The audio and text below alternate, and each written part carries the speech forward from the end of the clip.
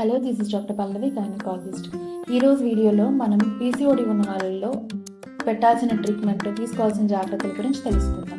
So PCOD ఉన్న వాళ్ళల్లో మనం ఇందాక అనుకున్నాం కదండి, పాలికల్స్ అన్నీ 2 ఓవరీస్లో పాలికల్స్ ఎక్కువగా ఉండిపోతాయని. First main mode of management ఏంటంటే వాళ్ళలో వెయిట్ లాస్. ఖచ్చితంగా వాళ్ళ బాడీ వెయిట్లో అట్లీస్ట్ 5 to 10% వెయిట్ రెడ్యూస్ అయితే చాలా వరకు ఆ పాలికల్స్ అన్నీ కరిగిపోయి వాళ్ళ సైకిల్స్ నార్మల్ అయిపోతాయి. ఇంకా మనం పీసీఓడిలో పెట్టే ఏకైక డ్రగ్ ఏంటంటే మెట్ఫార్మిన్ పెడతాం.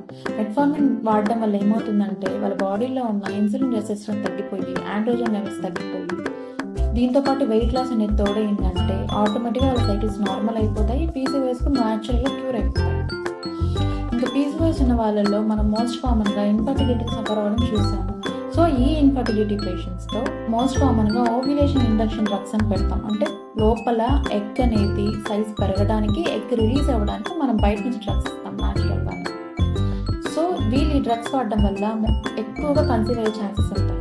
అన్ని వాడినా కూడా వాళ్ళలో పీసీఓఎస్ క్యూర్ అవ్వట్లేదు, ప్రెగ్నెన్సీ రావట్లేదు అంటే అప్పుడు లాస్ట్ ఆప్షన్గా మనం ఓవేరియన్ డ్రిల్లింగ్ అనే ఒక లాప్రోస్కోపిక్ సర్జరీ ద్వారా పీసీఓఎస్ని క్యూర్ చేసుకోవచ్చు అండి.